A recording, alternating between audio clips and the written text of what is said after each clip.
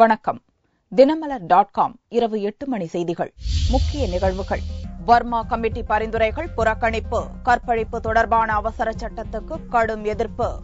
கிராமப்புற வேலை உறுதி திட்டத்தில் ஊழல். பிரதமர் பங்கேற்ற விழாவில் சோனியா கவலை. அமைச்சர் அழகிரியின் விசுவாசி பொட்டு சுரேஷ் கொலை வழக்கு. திமுக பிரமுகர் அட்டாக் பாண்டியின் ஆட்கள் 9 பேர் சரண். விரிவான செய்திகள். பாலியல் பலாத்கார குற்றங்களுக்கு தூக்கு தண்டனை அளிக்க வகை செய்யும் அவசர சட்டத்துக்கு பெண்கள் அமைப்புகளும் எதிர்க்கட்சிகளும் எதிர்ப்பு தெரிவித்துள்ளன. வர்மா கமிட்டியின் பல்வேறு பரிந்துரைகளும் புறக்கணிக்கப்பட்டுள்ளதாக குற்றச்சாட்டு எழுந்துள்ளது. டெல்லி மருத்துவ மாணவி கற்பழிப்பை தொடர்ந்து பெண்களின் பாதுகாப்பை உறுதி செய்வதற்காக இப்போதுள்ள சட்டங்களில் திருத்தங்களை மேற்கொள்ள அமைக்கப்பட்ட நீதிபதி வர்மா தலைமையிலான குழு கற்பழிப்பு குற்றங்களுக்கு 20 ஆண்டு வரையில் சிறை தண்டனையை உயர்த்த வேண்டும் என பரிந்துரைத்தது. ஆனால் தூக்கு தண்டனையை பரிந்துரைக்கவில்லை. வர்மா குழு அளித்த பரிந்துரைகளின் அடிப்படையில் பெண்களுக்கு எதிரான குற்றங்களை தடுக்கும் வகையில் உருவாக்கப்பட்டுள்ள அவசர சட்டத்துக்கு மத்திய அமைச்சரவை வெள்ளியன்று ஒப்புதல் அளித்தது. அரிதிலும் அரிதான கற்பழிப்பு குற்றங்களுக்கு தூக்கு தண்டனை அல்லது ஆயுள் முழுக்க சிறை தண்டனை அளிக்கும் வகையில் அவசர சட்டம் உருவாக்கப்பட்டுள்ளது. மேலும் பல கடுமையான அம்சங்களை உள்ளடக்கிய அவசர சட்டம் ஜனாதிபதியின் ஒப்புதலுக்காக அனுப்பி வைக்கப்பட்டுள்ளது. இந்நிலையில் இந்த அவசர சட்டத்துக்கு மகளிர் அமைப்புகள் கடுமையான எதிர்ப்பை தெரிவித்துள்ளன. செக்ஸ் குற்றச்சாட்டுக்குள்ளானவர்கள் தேர்தலில் போட்டியிடுவதை தடை செய்ய வேண்டும். கற்பழிப்பு குற்றங்களுக்கு ஆளான ராணுவத்தினரை கிரிமினல் தண்டனை சட்டத்தின் கீழ் விசாரிக்க வேண்டும் என்பது போன்ற வர்மா குழுவின் முக்கியமான பல பரிந்துரைகள் நிராகரிக்கப்பட்டுள்ளதாக சுட்டிக்காட்டியுள்ள மகளிர் அமைப்புகள் அவசர சட்டத்தில் ஜனாதிபதி கையெழுத்திடக்கூடாது என்றும் குரல் கொடுத்துள்ளன. प्रॉब्लम ये है हमारे हिंदुस्तान में ऑर्डिनेंस पास हो जाता है, लॉज बन जाते हैं, लेकिन उनको इम्प्लीमेंट करने की प्रॉब्लम होती है.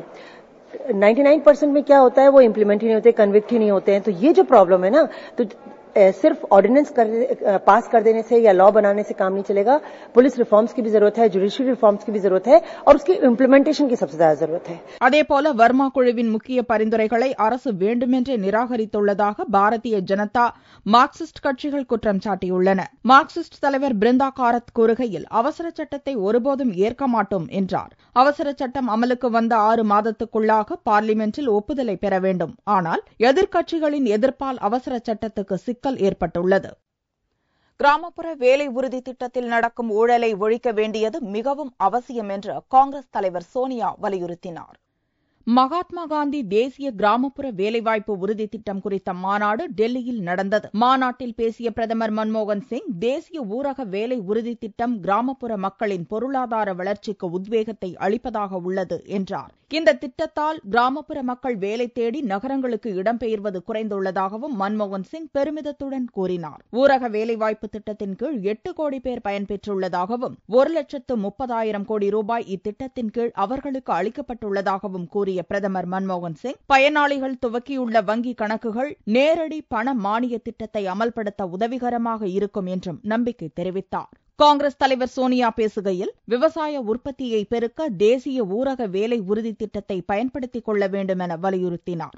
நாட்டில் 2வது பசுமை புரட்சியை கொண்டுவர தேசிய ஊரக வேலை உறுதி திட்டம் மிகப்பெரிய பங்களிப்பை அளிக்கும் என்று தான் உறுதியாக நம்புவதாகவும் சோனியா கூறினார். எனவே தேசிய ஊரக வேலை உறுதி திட்டத்துக்கான நிதியை வேறு திட்டங்களுக்கு தவறாக பயன்படுத்துவதையும் ஊழலையும் தடுத்து நிறுத்த வேண்டியது மிகவும் அவசியம் என்றும் சோனியா வலியுறுத்தினார். धन के दुरुपयोग और भ्रष्टाचार की शिकायतें अक्सर सुनने को मिलती है. इस पर अंकुश लगाना बहुत ही जरूरी है. सोशल ऑडिट समय से और नियम अनुसार होना आवश्यक है. साथ ही आधुनिक सूचना और संचार टेक्नोलॉजी के इस्तेमाल से इसकी कमियों पर काबू पाना होगा. வேலை உறுதி திட்டத்தில் பெண்களும் சம அளவில் பங்கேற்று வருவதாகவும் அதே நேரத்தில் இந்த திட்டத்தின் கீழ் பெண்கள் பயன்பெறுவதை தடை செய்யும் இடையூறுகள் களையப்பட வேண்டியதும் இன்றியமையாதது என்றும் சோனியா கூறினார். மத்திய அமைச்சர் அழகிரிக்கு நெருக்கமான பொட்டு சுரேஷ் கொலை வழக்கில் திமுக பிரமுகர் அட்டாக் பாண்டியின் ஆட்கள் 7 பேர் திண்டுக்கல் நத்தம் நீதிமன்றத்திலும் 2 மேலூர் நீதிமன்றத்திலும் சரணடைந்துள்ளனர். திமுக தலைமை செயற்குழு உறுப்பினரான பொட்டு சுரேஷ் மத்திய அமைச்சர் அழகிரியின் வலதுகரமாக செயல்பட்டு வந்தார். அதிமுக ஆட்சியின் குண்டர் சட்டத்தின் கீழ் கைதாகி சிறையில் இருந்த சுரேஷ் வெளியே வந்ததிலிருந்து அரசியல் நிகழ்ச்சிகள் எதிலும் பங்கேற்காமல் ஒதுங்கியிருந்தார். இந்நிலையில் வியாழனன்று இரவு மதுரை சொக்கிக்குளத்திலிருந்து சாய் நகரில் உள்ள தனது வீட்டிற்கு சென்ற பொட்டு சுரேஷின் காரை வழிமறித்த மர்ம நபர்கள் கொடூரமாக வெட்டி கொலை செய்தனர். இந்த சம்பவத்தால் மதுரை மட்டுமின்றி அழகிரியின் ஆதரவாளர்கள் மத்தியில் பெரும் பரபரப்பு நிலவியது. பல்வேறு கோணங்களில் போலீசார் விசாரணை மேற்கொண்ட நிலையில் திமுக பிரமுகரும் பொட்டு சுரேஷின் அரசியல் எதிரியாக கருதப்படுபவருமான திமுக பிரமுகர் அட்டாக் பாண்டியின் ஆதரவாளர்கள் மதுரை கீரைத்துறையைச் சேர்ந்த சந்தானம், செந்தில், கார்த்திக், சபாரத்தினம் உட்பட 7 பேர் திண்டுக்கல் நத்தம் நீதிமன்ற நீதிபதி ஆனந்தன் முன்னிலையில் சரணடைந்தனர். தங்களை போலீசார் தேடுவதால் சரணடைந்ததாக அவர்கள் கூறினர். அவர்களை 3 நாட்கள் மத்திய சிறையில் அடைக்க நீதிபதி உத்தரவிட்டார். இதனிடையே மேலும் 2 பேர் மேலூர் நீதிமன்றத்தில் சரணடைந்துள்ளனர். அழகிரிக்கு வலதுகரமாக பொட்டு சுரேஷ் செயல்பட்டதால் அட்டாக் பாண்டி மற்றும் அவருடைய ஆதரவாளர்கள் அழகிரியிடம் நெருங்க முடியாத சூழல் ஏற்பட்டதாகவும் இதனால் அதிருப்தி அடைந்த அட்டாக் பாண்டியின் ஆட்கள் பொட்டு சுரேஷை கொலை செய்திருக்கலாம் என்றும் போலீசார் சந்தேகிக்கின்றனர். புதுச்சேரி முதல்வர் ரங்கசாமி வீட்டை முற்றுகையிட முயன்ற பணி நீக்கம் செய்யப்பட்ட அரசு ஊழியர்கள் மீது போலீசார் தடியடி நடத்தியதால் அப்பகுதியில் பெரும் பதட்டம் ஏற்பட்டது. புதுச்சேரியில் கடந்த காங்கிரஸ் ஆட்சியின் இறுதியில் 1500 பேர் பொதுப்பணித்துறை மற்றும் அரசு நிறுவனங்களில் தினக்கூலி மற்றும் பகுதி நேர ஊழியர்களாக நியமிக்கப்பட்டனர். அடுத்து வந்த முதல்வர் ரங்கசாமி தலைமையிலான என்ஆர் காங்கிரஸ் ஆட்சியில் இவர்கள் அனைவரும் பணி நீக்கம் செய்யப்பட்டனர். இதை கண்டித்து பணி நீக்கம் செய்யப்பட்ட ஊழியர்கள் பல கட்டங்களாக போராட்டம் நடத்தினர். பின்னர் அவர்களை மீண்டும் பணியில் அமர்த்துவதாக முதல்வர் ரங்கசாமி உறுதியளித்ததை தொடர்ந்து போராட்டம் வாபஸ் பெறப்பட்டது. இந்நிலையில் முதல்வர் கூறியது போல் தங்களுக்கு வேலை அளிப்பதற்கான எந்தவித நடவடிக்கையும் எடுக்கவில்லை என கூறி 300க்கும் மேற்பட்ட ஊழியர்கள் சனிக்கிழமையன்று முதல்வர் ரங்கசாமி வீட்டை முற்றுகையிட்டனர். அப்போது அங்கே வந்த முதல்வர் ரங்கசாமி இப்பிரச்சினை தொடர்பாக அதிகாரிகளை சென்று பாருங்கள் என்று கூறினார். இதனால் ஆத்திரமடைந்த ஊழியர்கள் முதல்வர் வீட்டு முன்பு கோஷங்கள் எழுப்பியதோடு மறியலிலும் ஈடுபட்டனர். மறியலில் ஈடுபட்டவர்களை போலீசார் அப்புறப்படுத்த முயன்றபோது தள்ளுமுள்ளு ஏற்பட்டதால் போலீசார் தடியடி நடத்தி கூட்டத்தை கலைத்தனர்.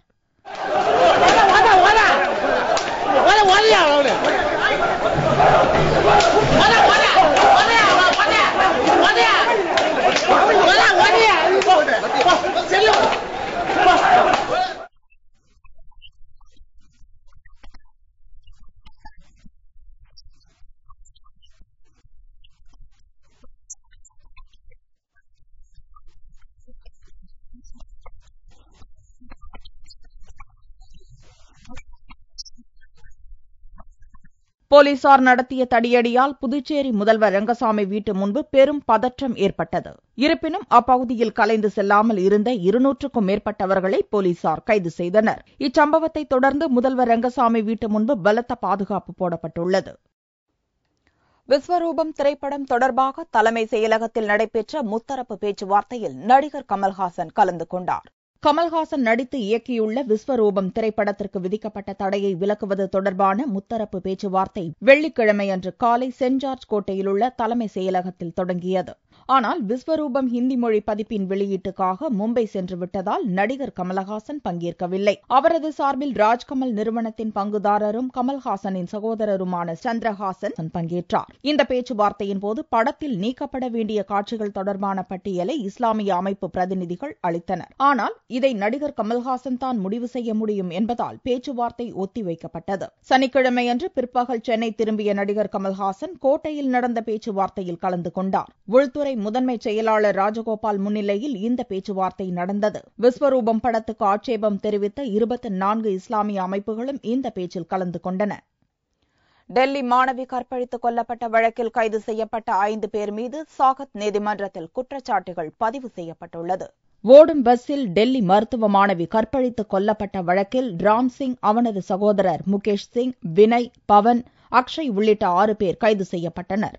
இந்த வழக்கு விசாரணை சாகத் நீதிமன்ற வளாகத்தில் உள்ள கற்பழிப்புகளுக்கான சிறப்பு நீதிமன்றத்தில் ஜனவரி 21ஆம் தேதி துவங்கியது. பஸ் டிரைவர் ராம்சிங் உள்ளிட்ட 5 பேர் மீதும் சனிக்கிழமை அன்று குற்றச்சாட்டுகளை நீதிபதி பதிவு செய்தார். கடத்தல், கற்பழிப்பு, கொலை, கொள்ளை, ஆதாரங்களை அழித்தல் என இந்திய தண்டனை சட்டத்தின் கீழ் 13 பிரிவுகளில் குற்றச்சாட்டுகள் பதிவு செய்யப்பட்டன. குற்றச்சாட்டுகளை பதிவு செய்ததும் வழக்கு விசாரணை பிப்ரவரி 5ஆம் தேதி நடக்கும் என்று நீதிபதி யோகேந்திர கண்ணா அறிவித்தார். குற்றங்கள் நிரூபிக்கப்பட்டால் 5 பேர் பேருக்கும் தூக்கு தண்டனை கிடைக்கும் என்று கருதப்படுகிறது.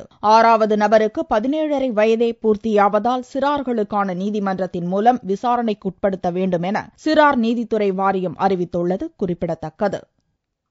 ஓடும் ரயிலில் என்சிசி மாணவிகளிடம் சில்மிஷம் செய்த 9 ராணுவ வீரர்களை போலீசார் கைது செய்தனர். மேகாலயா மாநிலத்தைச் சேர்ந்த என்சிசி மாணவ மாணவிகள் டெல்லியிலிருந்து நார்த் ஈஸ்ட் சம்பர்க் கிராந்தி ரயில் மூலம் கவுஹாத்திக்கு திரும்பிக் கொண்டிருந்தனர். உத்தரப்பிரதேச மாநிலத்தில் ரயில் சென்று கொண்டிருந்த போது அதே பெட்டியில் பயணம் செய்த சாஸ்திரா சீமாபால் எனும் படைப்பிரிவைச் சேர்ந்த ராணுவ வீரர்கள் மாணவிகளை ஈவ்டீசிங் செய்துள்ளனர். மாணவிகளுக்கு ஆதரவாக மாணவர்கள் வர தகராறு முற்றியது. அதனால் முகுல்சாராய் ரயில் நிலையத்தில் ரயில்வே போலீசாரிடம் மாணவிகள் புகார் கூற 9 ராணுவ வீரர்கள் கைது செய்யப்பட்டனர். फिर हम लोग जब ट्रेन पे चढ़े तब फिर वो लोग हम लोग ऐसे मतलब डिस्टर्ब कर रहे थे, ड्रिंक करके सिगरेट पी के हम लोग को मतलब सोने भी नहीं दिया. पूरी रात हम कोई नहीं सोए. पूर्वोत्तर संपर्क क्रांति ट्रेन में एनसीसी की लड़कियों के साथ एसएसबी के जवान देहरी रेलवे स्टेशन से छेड़खानी कर रहे थे. ट्रेन मुगलसराय पहुंचने पर एनसीसी की लड़कियों की तहरीर पर 9 जवानों को अरेस्ट कर उनके खिलाफ कानूनी कार्रवाई की जा रही है. ராணுவ வீரர்களால் ஈவ்டீசிங் செய்யப்பட்ட மாணவிகள் டெல்லியில் 26ஆம் தேதி நடந்த குடியரசு தின அணிவகுப்பில் பங்கேற்றவர்கள். பெண்களுக்கு எதிரான குற்றங்களை தடுக்க சட்டங்களை கடுமையாக்க வேண்டும் என்ற கோரிக்கை வலுத்து வரும் சூழலில் நாட்டை காக்க வேண்டிய பொறுப்பிலுள்ள ராணுவ வீரர்களே குடித்துவிட்டு மாணவிகளிடம் கீழ்த்தரமாக நடந்து கொண்ட சம்பவம் பெரும் அதிர்ச்சியை ஏற்படுத்தியுள்ளது. புல்லட் ரயில் எனப்படும் அதிவேக ரயில் திட்டத்தை செயல்படுத்துவதற்காக சென்னை, பெங்களூரு, திருவனந்தபுரம் உள்ளிட்ட 6 வழித்தடங்கள் தேர்வு செய்யப்பட்டுள்ளதாக ரயில்வே அமைச்சர் பவன்குமார் பன்சால் கூறினார். ரயில்வே எலக்ட்ரிக்கல் என்ஜினியர்கள் அமைப்பின் சார்பில் இந்தியாவில் அதிவேக ரயில்கள் என்ற தலைப்பில் கருத்தரங்கம் டெல்லியில் நடந்தது. இதையொட்டி நடந்த கண்காட்சியில் நவீன ரயில் பெட்டிகளின் மாதிரி வடிவங்கள் காட்சிக்கு வைக்கப்பட்டிருந்தன. நிகழ்ச்சியில் பங்கேற்ற ரயில்வே அமைச்சர் பவன்குமார் பன்சால் கூறுகையில், நாட்டின் பொருளாதார வளர்ச்சியின் காரணமாக நகரங்களுக்கு இடையேயான பயணங்கள் அதிகரித்துள்ள சூழலில் அதிவேக ரயில்களை அறிமுகம் செய்ய வேண்டியது மிகவும் அவசியம் என்று தெரிவித்தார். அந்த திட்டத்துக்காக சென்னை, பெங்களூரு, திருவனந்தபுரம் உள்ளிட்ட 6 வழித்தடங்கள் தேர்வு செய்யப்பட்டுள்ளதாகவும் பன்சால் கூறினார். முதல் கட்டமாக மும்பை, அகமதாபாத் இடையே அதிவேக ரயிலை இயக்குவதற்கான சாத்தியக்கூறுகள் பற்றி ஆராய்வதற்காக திட்டக்குழு உருவாக்கப்பட்டுள்ளதாகவும் பன்சால் கூறினார். हाई स्पीड ट्रेन यानी कि 350 किलोमीटर तक की रफ्तार पे ये गाड़ियां यहाँ चल पाएं, ये एक हमारी एस्पिरेशनल ख्वाहिश है और इसमें एक रूट चुना है, लेकिन जितना खर्चा इसके साथ है और इसलिए ये कहना मुश्किल होगा कि कब होगा, लेकिन इस पे काम कुछ शुरू किया है कि एक कॉरपोरेशन भी हमने अपनी बना ली है और 6 रूट्स की शिनाख्त की है, यहाँ इसका काम करें और सबसे पहले सिर्फ एक रूट पायलट प्रोजेक्ट के तौर पर மும்பை से अहमदाबाद वाले पे काम करना है. அதிவேக ரயில் திட்டங்களுக்கு ஆகும் செலவை ரயில்வே பட்ஜெட்டில் மட்டுமே ஒதுக்க முடியாது என்பதால் மாநில அரசுகளும் ஒத்துழைக்க வேண்டும் எனவும் தனியார் பங்களிப்புடன் திட்டங்களை நிறைவேற்றுவது குறித்து ஆராய்ந்து வருவதாகவும் பவன்குமார் பன்சால் கூறினார். திருச்சியில் குங்குமவல்லி தாயாருக்கு நடைபெற்ற வளைகாப்பு உற்சவத்தில் கர்ப்பிணி பெண்கள் ஏராளமானோர் கலந்து கொண்டு அம்மனை தரிசித்தனர். திருச்சி உறையூர் சாலையில் அமைந்துள்ள குங்குமவல்லி சமேத தான்தோன்றீஸ்வரர் கோவிலில் 60 ஆண்டுகளுக்கு மேலாக வளைகாப்பு வைபவம் நடைபெற்று வருகிறது. இந்த ஆண்டு நடைபெற்ற நிகழ்ச்சியில் 1 லட்சம் வளையல்களால் அம்மனுக்கு அலங்காரம் செய்யப்பட்டிருந்தது. சுகப்பிரசவம் வேண்டி கர்ப்பிணி பெண்கள் வளையல்கள், குங்குமம் போன்ற பொருட்களை நேர்த்திக் கடனாக அளித்தனர். இந்த வளைகாப்பு வைபவத்தில் அம்மனுக்கு சிறப்பு பூஜைகள் நடத்தப்பட்டு கர்ப்பிணி பெண்களுக்கு வளையல்கள் பிரசாதமாக வழங்கப்பட்டது. வளைகாப்பு அம்மன் கோயிலில் இது 63வது வருஷத்து திருவிழா.